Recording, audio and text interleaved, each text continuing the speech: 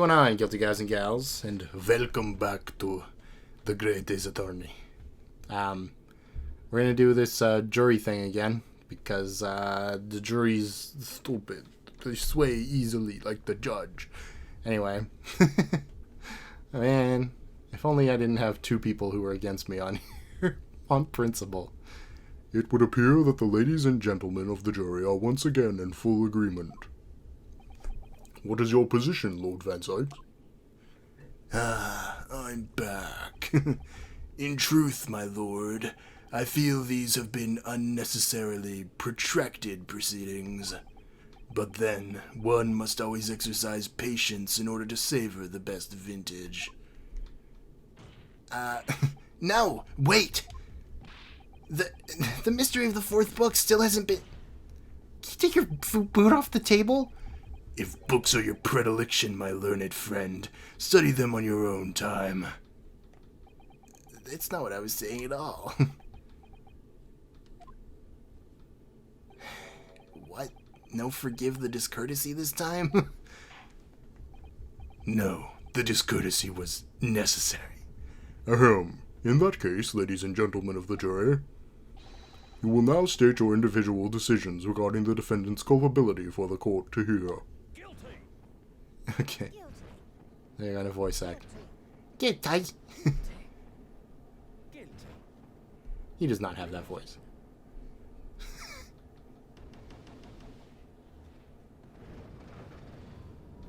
Oh no, who would have thunk? Thank you for that unambiguous response. That's twice now. It's over. Mr. Naruhodo, don't give up! Miss Sasato? Have you forgotten? The battle isn't over yet. You're not suggesting... Of course, the defense has the right to another summation examination at this point. You could still convince the jurors to change their minds. You have one more chance. My lord, the defense asks to exercise its right to a summation examination. You believe you still have tricks up your sleeve? I don't intend to trick anybody. I intend to uncover the truth. This is no time to be downcast. As long as there's a chance, I have to stay strong and determined.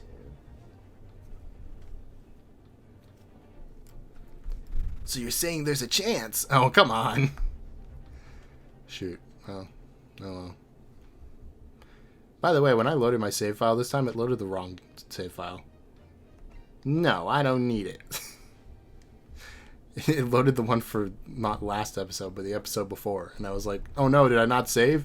And I'm like, wait, no, I definitely did. Where is it? I have considered the defense counsel's request for a further summation examination of the jury. And I've determined that the court must uphold the defense's judicial right to this procedure. So, counsel, you will now proceed with your second summation examination. I presume the jury is ready, Mr. Foreman? Aye, sir. Ready as I've ever been. We are, my lord. Very, very good. In that case, I must ask each of you now to state clearly and concisely for the court the grounds on which you find the defendant guilty of this crime. This'll be rich. He had 4 books, so that makes him more guilty.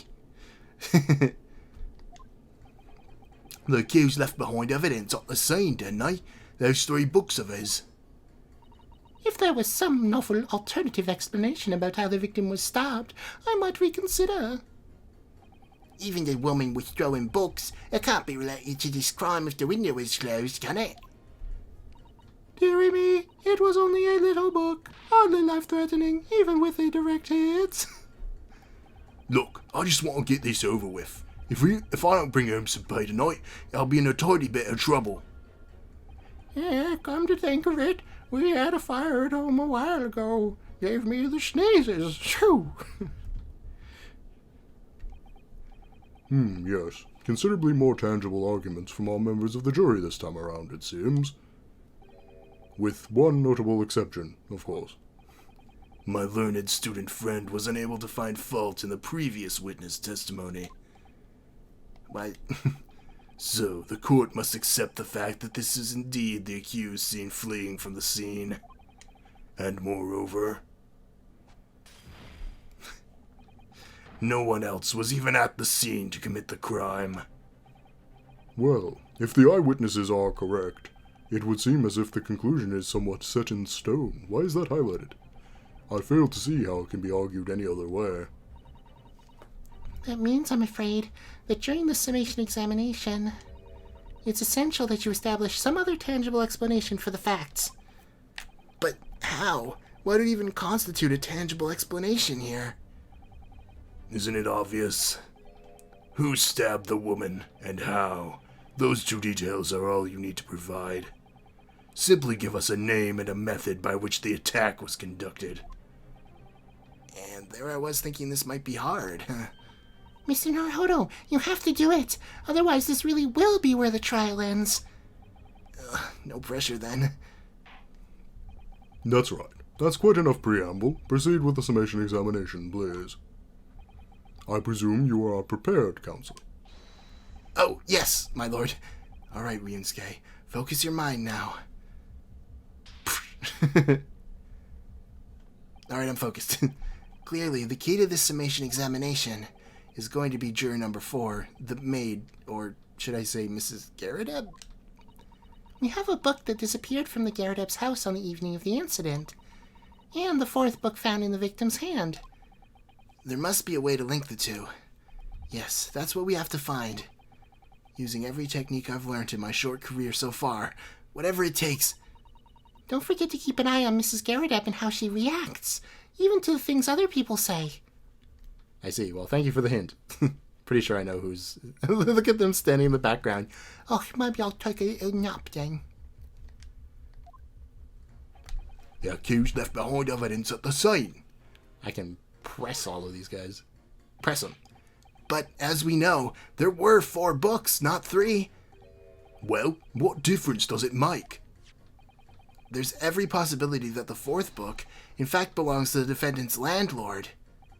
Yeah? What's the part I have a problem with? Sorry? Well, at the point the woman was stabbed, this landlord fella was at home, wasn't he? Enjoying a fiery scrap with his wife or something, you said. That's not exactly how I put it, no. Well, anyway, the point is, the fella and his wife were somewhere else when it happened. I think that's what you'd call a strong alibi. So, couldn't have been the landlord who did it, which only leaves that Nipponese fella. Honestly, can't see what all this palaver's about. It's a done deal, isn't it? Palaver. I've heard that before, but I don't remember where. I suppose it is, since I've got nothing witty left to say. If there was some novel alternative. Good pun. Get it? Novel alternative? So, you might be willing to change your decision, you mean? Oh my, such delight on your face. But I'm afraid I shan't be swayed by emotion. Despite what you may think of me, I'm a very modern, metropolitan, and rational woman. That's great. I think I need that first. I'm sure I'll need it later. If one reads the morning papers, it's all forgotten by tea time, isn't it? So why read them in the first place? You see, modern, metropolitan, and rational thinking, wouldn't you say?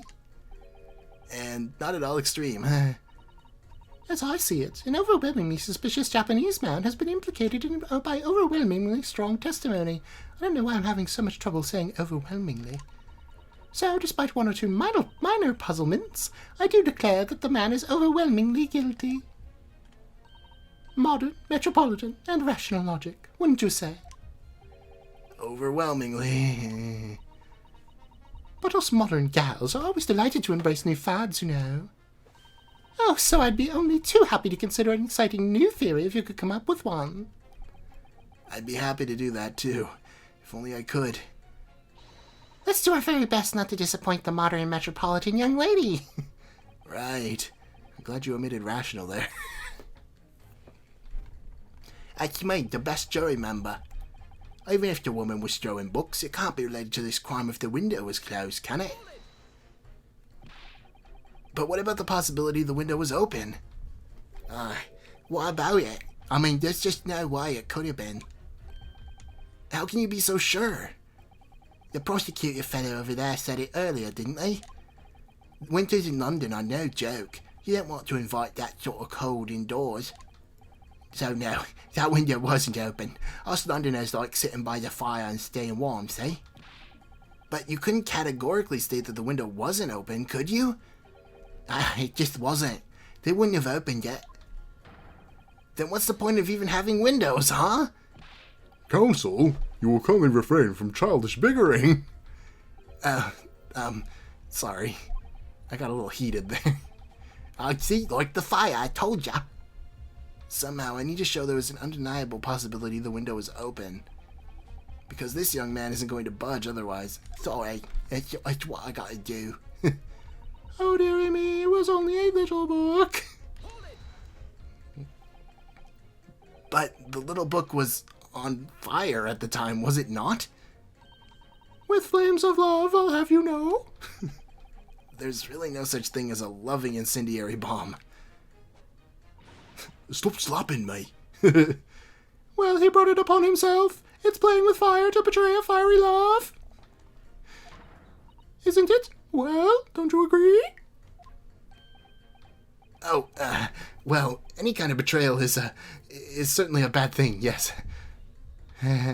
But I think the argument might have arisen out of your, misunderstanding, Mrs. Garrideb. Oi! Never you mind that. The point is, we were just having a jovial little dispute. Nothing more. Oh, I'm gonna get you. And I won't have any more of these suggestions that it was anything whatsoever to do with this crime. Right. Well, we'll see about that. What about juror number 5? He doesn't seem to be turning a hair at Mrs. Garrideb's relentless onslaughts. It's almost as though he's used to it. What a gentle soul he is. Oh dear. That's right. Look, I just want to get this over with. You just want to get this over with? How can you sit there and say something like that? A man's future is at stake here. Well, him and me both then, like I said before. What? I told you already. I'm a day labourer, aren't I? If I don't bring home some readies with me tonight, you'll find me floating face down in the Thames tomorrow morning. What? You heard me. The missus isn't one to mess about, you know. She can be fierce, believe you me. Another shining example of marital bliss, then. It's almost like this city's cursed or something. A situation like this cropped up the other day. It was, you know, it's funny, but I can't quite remember. Sorry? It was too frightening, that's the thing. I must have blocked it out. Helpful. I wonder if Mr. Beate will ever be dragged into the Thames by his scarf. Don't even go there, Mrs. Sato. There must be some way to jog his memory about all this. Yeah, I was having a row, and my wife went and stabbed this lady. I don't get it. I had a fire in my house. Does that have anything to do with your decision about the defendant's culpability in this case? What's that? You'll have to speak up, lad. Could you tell us more about that fire? It was last winter. My grandchildren baked me a lovely cake on my birthday. It had 75 candles on top, it did. What a sight to behold it was. Wow, you're like a wonder of nature being alive for 75 years at this time period. You put candles on a cake? Was it some kind of devil worship? Of course not. It was an angel cake. To celebrate my birthday, obviously. It seems that's a common custom here in Great Britain, Mr. Naruhodo. Anyway, I mustered all my puff to blow them out. Only I must have blown wrong somehow. The flames didn't go out, but the candles went flying all over the room. The furniture caught up and everything burned. The whole place filled up with smoke. Definitely sounds like devil worship to me. And by the sneezes, I presume you mean a cold. But how can you catch a cold from a fire? What a fiasco it was. The grandchildren blessed them threw water over me as they tried to put out the flames. And then, because the whole room had filled up with smoke, of course, well, we had to open all the windows to clear it. The windows? The bright and winter air rushed over me like the devil dancing on my grave, it did. I caught a terrible cold from it. It put me in hospital for a while. I won't forget that birthday in a hurry. You're lucky it wasn't your last. I knew it was devil worship all along.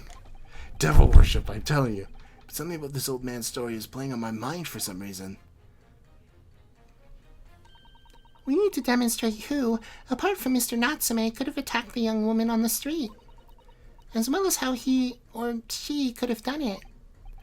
Yes, but once again, the jurors' statements are full of personal prejudice. A lot of them seem convinced they're right, even in the face of logical arguments to the contrary. I think you're going to need to pit them against each other to force them to accept an alternative explanation. Yes. I don't necessarily need to find contradictions between their assertions. Just a connection might do the trick. Alright, I'll see what I can do. If anything stands out, I'll go in for a strike. Whoosh. That's the spirit. Indeed. I agree. Go in for a strike. Oh, what are you backing me for? No, I don't think it's me. Yeah, she was showing books. Pit. Against the old man. That is the old man, right? It is. I can't go any farther. Okay. Oh, she called me. These two jurors' statements clearly contradict one another. They do? How exactly, counsel? Don't point at me again. I told you it wasn't me. What's that you said? Speak up, lad. Speak up. Juror number 3. Don't you see? Nice rhyme. Sorry, that was the wrong voice. Me? See what, sir? Did you hear juror number 6's account of his birthday celebrations last year? It seems, despite being a Londoner, he once opened his windows in the middle of winter. Well, yes, of course, because it was an emergency. I mean, obviously, if the room was filled with smoke from a fire, you'd be mad not to open the... Oh! Oh, I got it. Exactly. On the day in question, at the time of the incident, there was a fire in the Garrideb household. And Mr. Garrideb had the following to say about it. The whole place filled with smoke. That can't be good for you. Oh, my hat! Therefore, to clear the smoke, either Mr. Garrideb or his wife almost certainly opened the window. That you cannot deny. Okay. Would be in no way out of the ordinary. Okay, I get it. No, I suppose it wouldn't. Can I do anything with this right now? I can pursue. Juror number 4, do you have something to say about that? How much tea is in there? Mrs. Garrideb! Oh, dearie me! What is the meaning of this? How dare you imply that I'm hiding who I really am? It's imperative you confirm something for the court. So please, it's time to drop the pretense now. What is it? When the fire started in your house that day, did you or your husband open the window? What? I beg your pardon. What are you insinuating? The room would have been thick with smoke after the carpet and bookcase caught fire as they did. I almost said book cake. In a situation like that, it's inconceivable that you wouldn't have opened the window. And what if we did? Oh, all right then. Yes, you're right. My husband was frantically trying to open the window, which can't have been easy, since I continued to give him a justly deserved book battering. Even though your house was on fire? Oh, you never stop throwing until the anger subsides. It would be terribly bad for the nerves to do otherwise. Oh, of course. I should have realized. That's a significant step forward, Mr. Naruhodo. You've managed to establish the window was open. We simply must have that added to Mrs. Garrideb's formal statement. Now that you mention it, yes, the window was open at the time. I'd clean forgotten, but it's true. Another pun. Crazy. That's not going to judge his... Winter house fires are dire. You have to open the window to clear the smoke. That's what the chill gets you, you see. Window could have been open when the woman was throwing books. I mean, it's definitely a possibility. There was some novel alternative explanation about how the victim was stabbed. So what am I presenting now? I guess I just gotta press the new stuff. At the point when the victim was attacked on Briar Road, we know there was a small house fire in the Garrideb household on the opposite side of the street. Well, yes, it certainly seems that way. And an account of the smoke, I imagine they would have had the windows open in spite of the cold. We also know that Mrs. Garrideb was throwing flaming books at her husband. Her husband, who was backed into a corner by the window due to his wife's frenzied attack. Yes, that's right. So there's definitely a chance that one of those books could have flown past the man and out the window. Only what? Only I can't really see how it could have gone all the way over to the other side of the road, that's all. So, I don't really see how I can change my decision, Roly. Oh, I see. That wasn't enough? What is it going to take to persuade these people? Now that you mention it. The fourth book found at the scene of the crime shows very obvious signs of fire damage. And the title of the book is The Lion's Pride. The same title, in fact, as the book that Mr. Garrideb told us he'd been reading. Well, I really couldn't say. On the day in question, did you or did you not throw at your husband a copy of The Lion's Pride that he had been reading? I did. It was all the first thing I could lay my hands on, so I hurled it straight at him. And now you come to mention it, yes. He was rather enjoying reading it, you're right. Why did you not reveal this information to the court from the outset? Oi. Because I couldn't, you insolent little man. I didn't remember. At times like that, you pick up and throw whatever you can lay your hands on, as well as you know. I really don't. I barely noticed I was throwing a book, much less the title of it. Oh, shiver me timbers.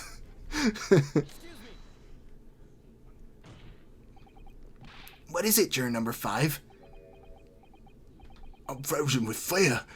You know something? I've remembered what it was. The memory I blocked out. Ah. I was listening to what this granny was saying. Oh, I'll have your head. It brought us all back. Oh? Who are you calling granny, you cheeky devil? And Mrs. Garrideb the maid, I'll have you know. The man doesn't even flinch. Please tell me that's not because he's so used to being hit all the time. It was about 2 weeks ago now. I just got back home after work, like. Put my hand in my pocket for the wages I just earned that day. Well, I nearly died. There was a hole. Every last penny had dropped out. Oh dear, what a disaster. You haven't heard the half of it, boy. Oh? The wife was cutting up some chicken at the time. And I could hardly get the words out, but I told her straight. Lost the day's wages, love. Next thing I knew, the blade was whistling past my ear, stuck into the wall next to me, it did, about an inch deep. Yikes. No words, just terror. I could smell it then, you know, the god-awful stench of the Thames. I was sure it was going to end up face down in the muddy banks that night, I can tell you. Now, that's a real disaster, ain't it? I'll never use the word lightly again. Anyway, the point I'm trying to make is this. When women lose their rag, they'll throw anything at you. Knives, hatchet, hammers, you name it. I have noticed this because this game was written by Shu Takumi, who did the original trilogy. As far as I know, I heard that somewhere. But he must have had a bad experience at some point, because I feel like this kind of stuff comes up like maybe a little too often in his writing. Like with Dahlia and stuff. It's just, you know. Mr. Naruhodo, you mustn't think that all women are so short-tempered and unrefined. No, I wasn't thinking that. Throwing household objects at people is, well, it's so uncivilized. At least attack with honor, using a bow or the like. What? Attack? Who are you going to attack? Oh, I don't know. Never mind. Anyway, this man's words could be rather significant, I think. All right, we'll come back to the bow and arrow thing later, if I dare. Woman in a rage will haul almost anything at you. Kitchen knife really brought that home to me. Okay, I can pit that against this, which is bizarre. There's no way this is actually what happened, but it's decent enough, I guess. Good grief, you mean they don't contradict each other? Explain, counsel, at once. It's an agree point, Your Honor. We stole it from Danganronpa. Anyway, juror number 2, do you think perhaps that this could be one such novel alternative? Oh my, whatever do you mean? An alternative explanation as to how the victim was stabbed in the back. Oh, what are you talking about? We've demonstrated that the 4th book, The Lion's Pride, that was found at the scene of the crime, originated in Mr. Garrideb's room on the top floor of his house. Therefore, it's equally possible that some other object besides the book could have found its way from the Garrideb household to the street below. What's that now? After all, Mrs. Garrideb could have thrown any number of different objects at her husband. Isn't that right, juror number 4? What are you insinuating now, you little beanpole? I'll take that as a compliment, I think. I'm beginning to think that ever since the true origins of this book came to light, perhaps she's had a feeling this might be what happened. Now you listen here, Eastern Gala. Gala? Like the apple? No. I don't. I'm starting to get worried about some of these, you know? As foreman of this jury, I demand a straight answer. You give us this yarn about some other object making its way out of the house. But what? What was it? Oh, I don't know. The woman. No, it was the knife, you idiot. Even Rinsuke is like, I'm really taking a big gamble here. That was a bold accusation to make, but I haven't any real evidence to back it up. But I'm certain that at the very least this warrants further investigation. Alright, Mr. Foreman, I'll try to explain the defense's theory. The other object that found its way from the Garrideb household to the scene of the crime was... large but commonplace folding knife. I want to examine this. Does it have initials carved into it anywhere? No. Can you unfurl it? Oh, the tip is missing. Where the hell would that end up? Oh, look here, Mr. Naruhodo. Just the tip. Don't say that ever again. A small piece of the blade appears to be missing. You're right. Well spotted, Mrs. Otto. I wonder what could have happened to it. Yes. You don't think it could still be lodged in the victim, do you? Oh dear, I hope not. That sounds terribly painful. Okay, well, that was probably important. Present.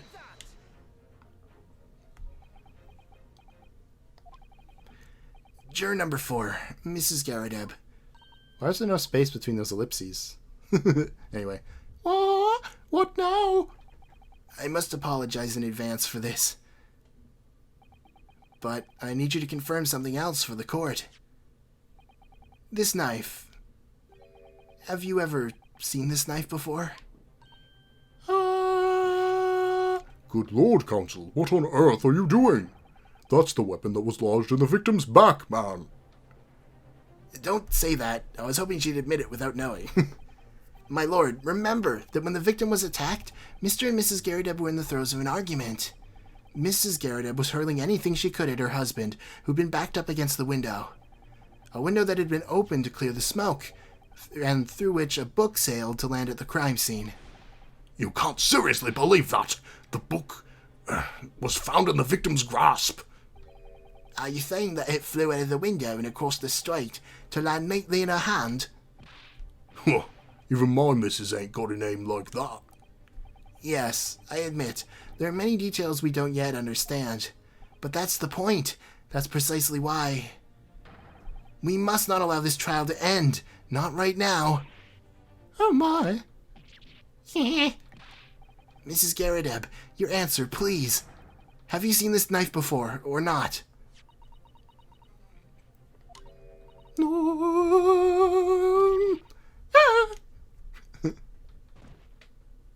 Uh-oh, she died. Well, I'll take that case next. My own, I guess, again. My lord. Oh. My lord, I wish to change my decision. I'm a woman of my word, after all. Thank you, madame. Yes, I agree. I certainly didn't see this coming, but I just don't think it'd be right for this trial to come in end now with so many unanswered questions. Mr. Foreman. I'd have to agree. Not that I think the granny did it, mind. Yes, you know what? I'm not quite happy about this at the moment either.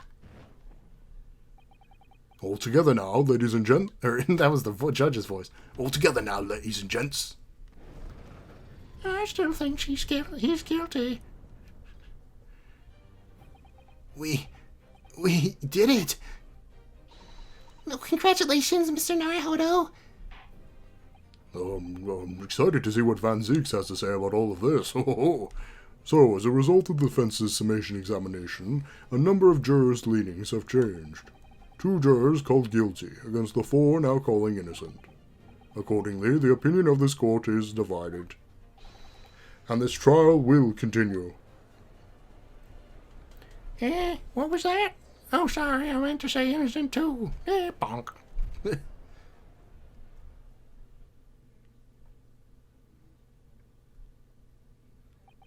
Now then, Lord Van Zieks, how does the prosecution wish to proceed? I want to kill each and every one of you, and I think I will. This trial is rapidly descending into a farce. I can't even drink properly.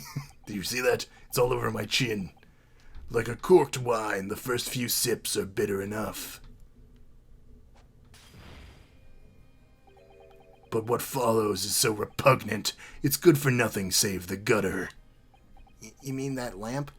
If I may, Lord Van Zieks, the defense has just put forward a credible alternative explanation for what happened, and that's coming from me. Credible? Is that your considered opinion, Mr. Foreman? The defense's argument is a joke, to which I barely know how to respond. But let me start by insisting that you must all familiarize yourselves better with the relative positions of those places being discussed. What do you mean by that? What's his angle this time? Exactly, the angle. It's impossible. It should already be more than apparent that between the crime scene and the Garrideb household runs a rather wide street, Briar Road. Which means that the distance from the Garrideb's house to the scene is some, 15 yards. Let me see. 15 yards. That's around 14 meters. 14 meters? Oh, that's a little farther than I'd imagined, and I've been there. They're on the 3rd floor, though. Right? So, you know. And, as you ladies and gentlemen of the jury rightly noted as having pretentious significance, the 4th book was found in the victim's clutches. Could she not have bent down to pick it up after seeing it fall and then the knife smacked her? Is that not possible? Come on, man. In other words, the smoldering book, wantonly hurled by the lady of the house, traveled some 15 yards to land on the opposite side of the road, neatly between the collapsed victim's fingers and thumb. Is that your final conclusion, my learned and deluded friend? And did the jackknife follow a near identical trajectory to plunge in the middle of the victim's back? This fantasy is somewhat stretching the notion of having a bad day for the victim, I'd think. Even those pathetic serialized detective stories have more believable plots. Yeah. Aren't we in one of those? I mean, there's nothing I can say to that. That prosecutor loves the sound of his own voice. Mr. Sato. Serialized detective stories are pathetic, are they? How dare he? Maybe let's pick our battles here. My lord, might I be allowed to speak? As judicial assistant, you may speak for the defense, yes, go ahead. I hate this guy. The prosecution may consider the idea a fantasy, but what the defense has postulated was believable enough to persuade the jury and change its leaning. And as such, the court has a duty to explore this alternative explanation as thoroughly as possible. To that end... What? It's okay. Juror number 4, Mrs. Joan Garrideb, must be called to testify and submit a cross-examination. Oh, that's why. She's like, I really don't want to do this. This poor lady. Saints alive! A cross-examination of a juror? Well, maybe you shouldn't have put her on the jury in the first place. Order, order, order! Well, this is highly irregular. It is unprecedented for a member of the jury to be summoned to the witness stand.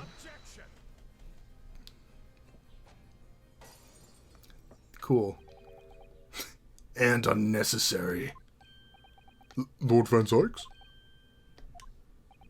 There are already witnesses on the stand whose testimony the defense may further cross-examine. If my learned friend's farcical theory has any truth in it, then both a burning book and a jackknife must have flown through the sky before this couple's eyes. And we must assume they'd be able to testify accordingly. Wasn't it foggy? Like, I get it. You know, oh, they could see a little bit more than usual. But fog, like, you know, it's inclined to be higher up. And this is from the 3rd floor. Okay, anyway. What say you, witnesses? I'll gladly speak again. Yes, my voice is very nice. Here I am. Yes, smile. Yes, sir. Constable Roly Beate reporting for duty, sir. What is this music? Hold on. Why does it sound like a Christmas song? It sounds like the Nutcracker. Well, good morning, officer. Sorry for dozing until now, sir. I haven't slept for months on account of a villain who's appeared on my beat, sir. Oh, they're so heroic, those London bobbies. Patricia, my darling, I've neglected you, but no more. Oh, Roly, my hero, you make me swoon. Very well. I hereby reject the defense's request. Oh, And order the witnesses on the stand to testify again. State forthwith before the court any details pertaining to the defense's alternative explanations of events. Yes, sir. I've fallen asleep again, sorry. Constable Beate's report. Nice. This case has nothing to do with Mr. and Mrs. Garrideb. Believe me, a London bobby's good for his word.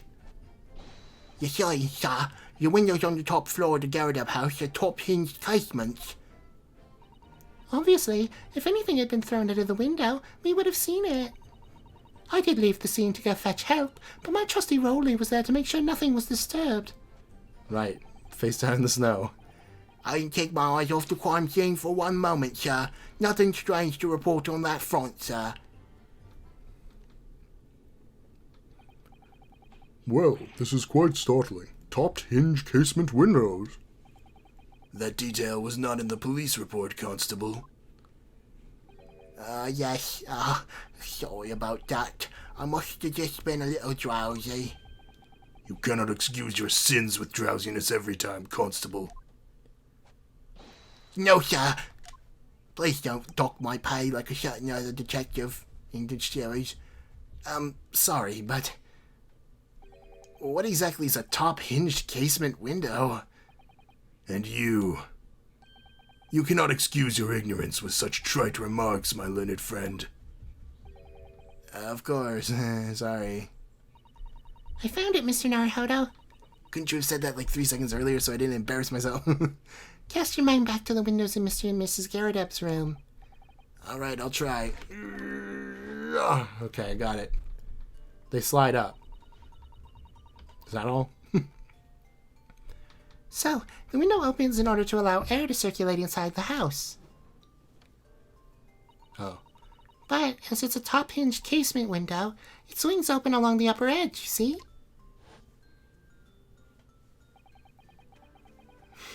I'm glad you've rectified your ignorance, a casement window's most prominent feature.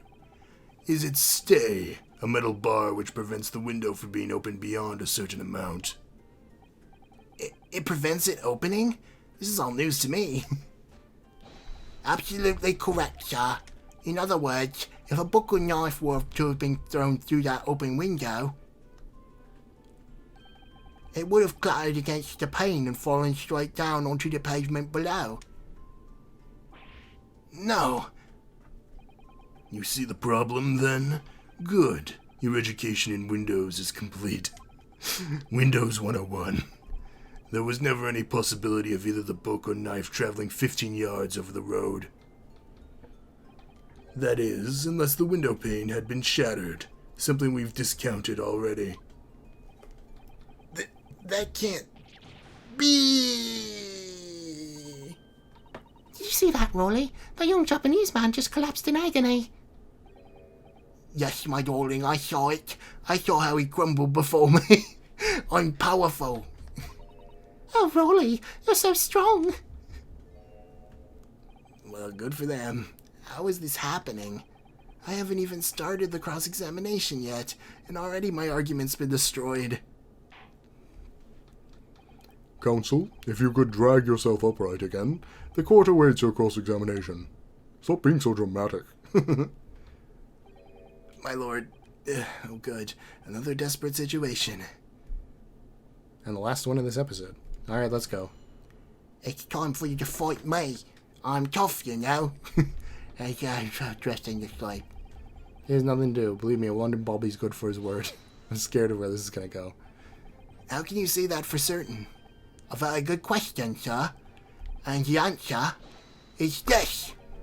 It's the noble founding principles of the force, written on it as a reminder to all us policemen of our sworn duty. He showed us that before, didn't he? Did he? I can't say I remember. To patrol the streets of London town and uphold the peace of the common man. It's what the job's all about. And that's why I can't stand here today beside my long-suffering wife and tell you a Bobby's go for his word. Well, rubbing my tired eyes and admittedly, sir. Oh, Roly, you're so manly. Of course I am, my darling Patricia. Oh, Pat. Oh, Roly. No, none of this is what I meant. I meant, how can you say for certain that this case has nothing to do with Mr. and Mrs. Garradeb?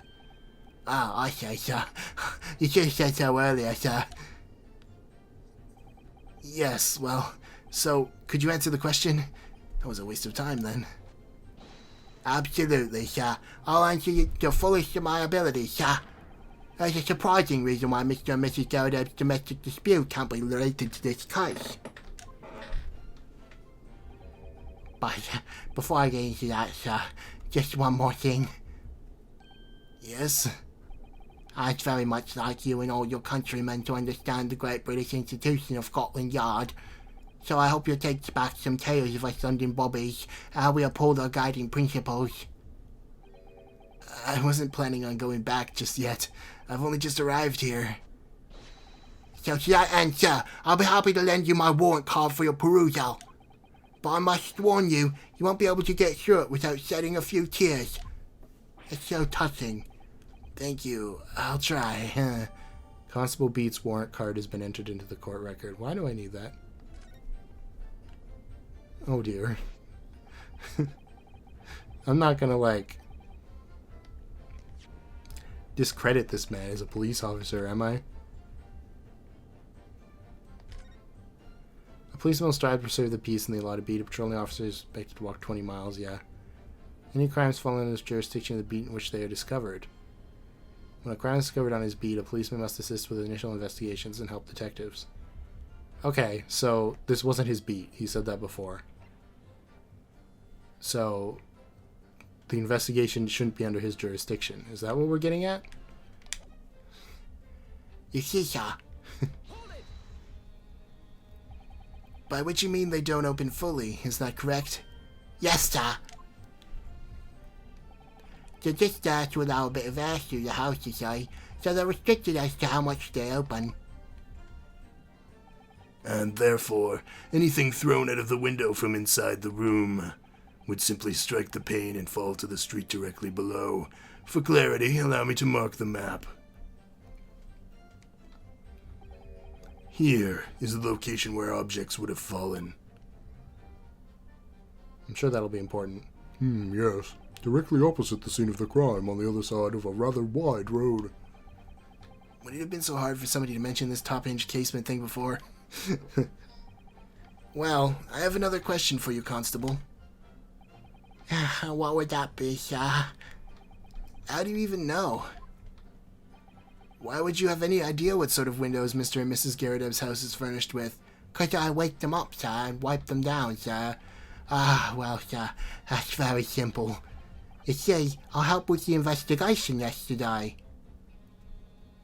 I suppose that's part of his thing, yeah. Excuse me. I feel like this isn't going to be helpful, but you know. Do something to add, Mrs. Beate? Sorry? You look, delighted. Is there some particular reason for that? Oh, I was just remembering, that's all. We really were so lucky. Lucky? What do you mean? Well, of course, I feel terrible for the poor woman who was attacked. Don't misunderstand me, please. But we were just so lucky it didn't happen on Roly's Beate. It was so close, you see. Oh, I hadn't realized.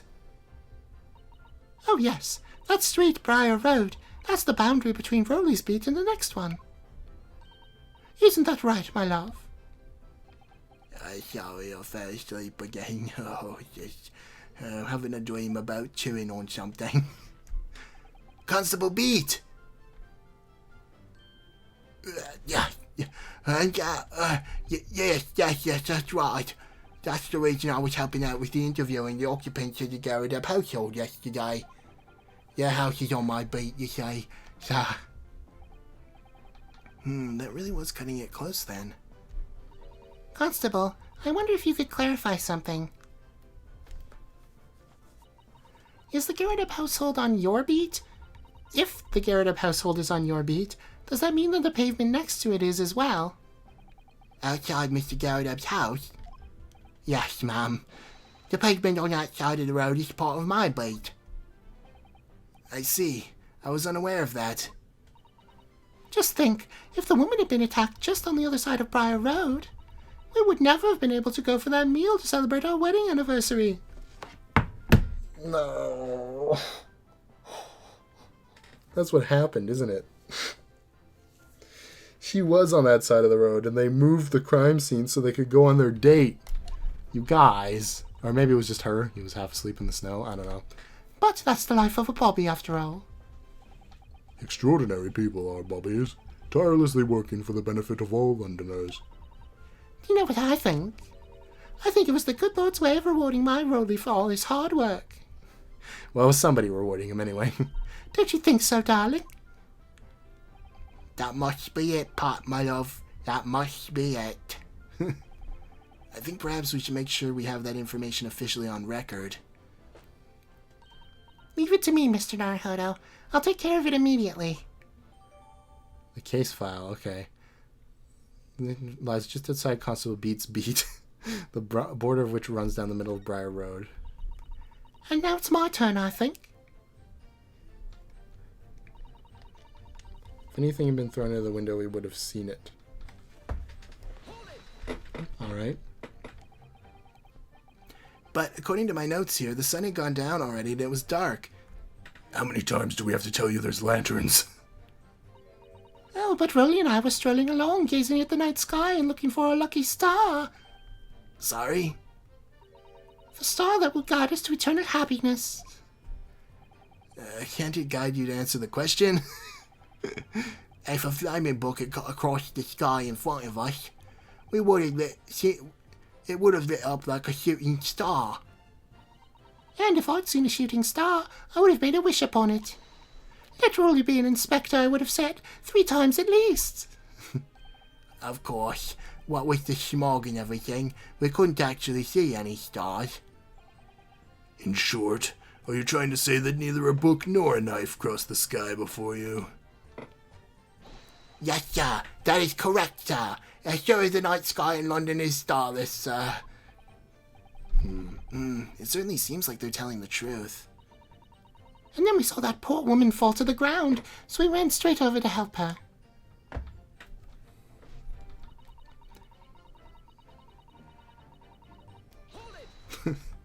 This one will be interesting. Yes, you said that you went to a nearby police box to fetch another officer, is that right? That's right, yes. If it had been on Roly's beat, I would have known exactly where I was going, of course. Don't feel bad, my love. You can't be expected to know the location of every police box on every beat. So Roly told me the way, only I sort of got a little lost on that way. Patricia, my darling, that's why I love you. Your terrible sense of direction is bewitching to me. Oh, Pat. Oh, Pat. Oh, Roly. That one's the most ridiculous so far. Oh, please. Oh, brother. Yeah. So I suppose I was gone for about 15 minutes. But like I said, my Roly was at the scene the whole time, making sure nothing was disturbed. I was off duty at the time, of course, but a true Bobby's never really off duty, sir. I didn't take my eye off the crime scene for one moment, sir. Nothing to report. That's correct, sir. I had my eyes open the entire time, never looked away for a second. No one else approached the scene, and nothing was removed from it. I can swear that on the yard's honor, sir. Really? That seems a little strange. Beg your pardon, sir. Strange, sir. Seems altogether regular for me. This burnt copy of The Lion's Pride was originally in the Garadeb household. So the question remains, how did it find its way into the hand of the victim? Can you shed any light on that, seeing as you were the scene of the crime the entire time? We're at it, not were it. Did you see the light fade from his eyes for a second there? That was weird. Could it be a different copy, sir? One that just happened to be burnt as well? Even if that were possible, why would the victim have been gripping a book like that in her hand? As we can see from this photographic print, she had a bag over her shoulder.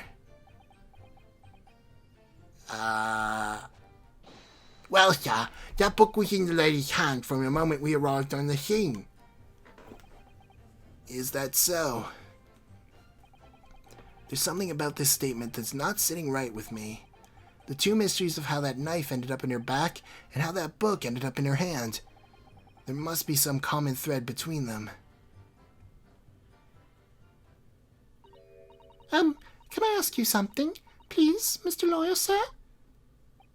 Oh, sure, of course. What is it? You're doubting us, aren't you? I can tell. What? I wasn't really... I mean, what is she doing? Please, just because I'm a woman, it doesn't make my testimony any less valuable. You might just see me as the wife of a policeman, but I'm a woman of my word, I am. I really don't remember ever suggesting I doubted you. In fact, wasn't I the one who was, questioning the women in the police force thing that you were saying earlier? Anyway. No excuses. I don't want to hear it. Apparently not. My voice will be heard. My lord, you'll let me speak, won't you? Yes, Mrs. Beate, I will allow you to supplement your testimony if you so desire. Sometimes the path of least resistance is the sage one. That was a very loud mutter. I heard that. That Japanese man thinks a policeman's wife's word counts for nothing, does he? Well, watch out, sir. I might let you get away with something like that, but my Roly won't. That's right, I'm on the case. Duly noted, Mrs. Beate. Please, I humbly ask you to continue. What could she possibly be on about, I wonder? Close enough. I know it must saw. My eyes never let me down. My sense of direction is a little off sometimes, though. I didn't take my... Okay, is this her scene then? Well, let's see what it is. Mrs. Beate, nobody's questioning what you've told us. I saw it, I did. That evening, I saw it clearly. That little Eastern man with the whiskers and the funny curved back, slinking away from the scene. Very cool. And I know what I didn't see as well. I didn't see any flaming books or knives flying through the sky. All very clear. You also mentioned something about having a poor sense of direction. Oh, yes. Well, it's a little embarrassing, really. I'm always ending up at the wrong place when I made arrangements to meet Roly. He gets ever so cross. What is he doing? What was that laugh? Excuse me. Constable Beate, is there a problem? Not now, but there sure has been. No, sir. No problem, sir. Did your wife's remark just now bring something to mind, perhaps? Oh, well, in a way, sir. Yes, sir. I was just remembering the same thing happened that evening, so. You mean Mrs. Beate lost her way on the night of the incident? Well, you see, I sent her off to find a police box on the next beat over from mine, but she was gone a fair bit longer than what I was expecting. I thought she'd been back inside 10 minutes, but my darling was gone in for a good 15. Oh, Roly, you're such a tease. But the reason I was so long is because of the bouquet, silly. The bouquet? Sorry, what bouquet are you talking about? Oh, it was a present for our wedding anniversary. Roly's so romantic. He saved up for it with farthings and halfpennies he found in the gutter while doing his rounds. Yes, how romantic. I'd forgotten all about it until just now. Had you, my darling?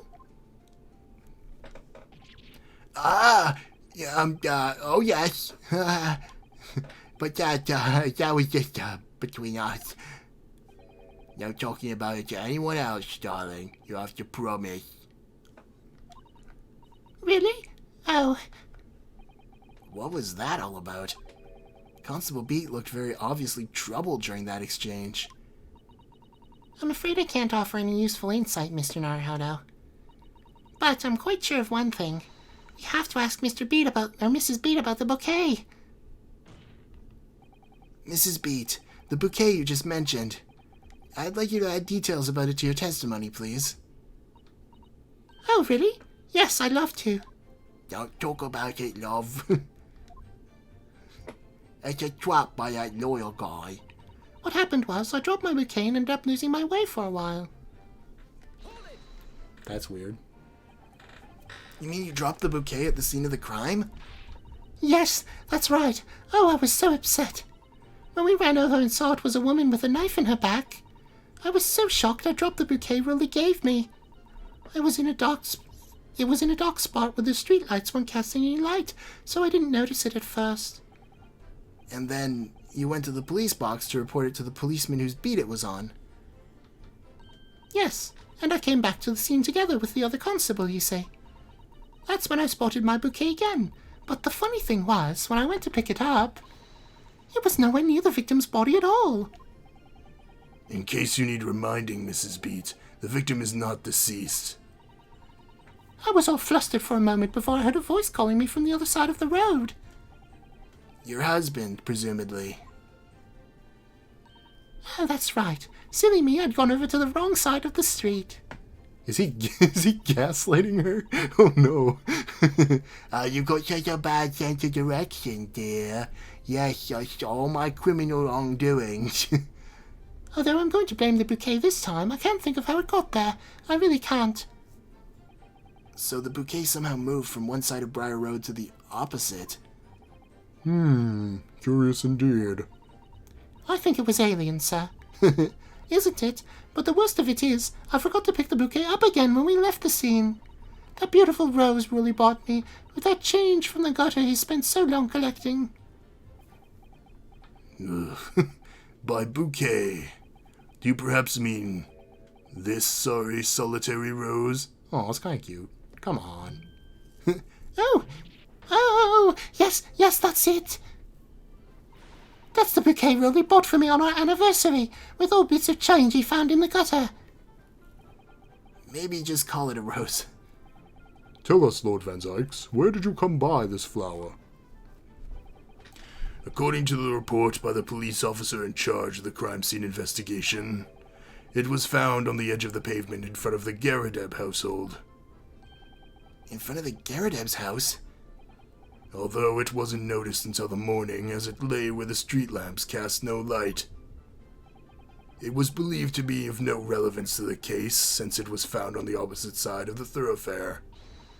Oh, thank you, sir, thank you. Could I have it back now, please? No, I think for good measure this rose should be added to the court record as evidence. Oh. Come on. One of you guys has to make up enough money to, replace it. It's a single rose. How much could it cost? But it's a symbol of our love. I want it back after the trial, do you hear me? I want it back. Good grief! Rest assured that I shall do my very best not to forget, Mrs. Beate. Oh, jeez. Ooh. I can take my eyes off the crime scene for one moment, Alright. I have to cut it. This one just keeps going. So, we will expose the lie next episode. Why you gotta have to be evil, sir? Well, not really evil, just pretty irresponsible. I'm gonna get fired, aren't I? Oh, dang it. We're gonna have some sort of row ourselves, us two, aren't we? Anyway, thank you guys for watching. If you did enjoy, leave a like, maybe subscribe, all that fun jazz. And if you made it this far in the video, comment in some sort of funny font that sort of reminds you of this voice. I'm not a criminal, I'm just irresponsible. Alright. Thanks a lot. Have a good night. Or day. I always say night because I record this at night, but it's day when I'm posting it, so I imagine it's day when you're watching it. Okay, bye.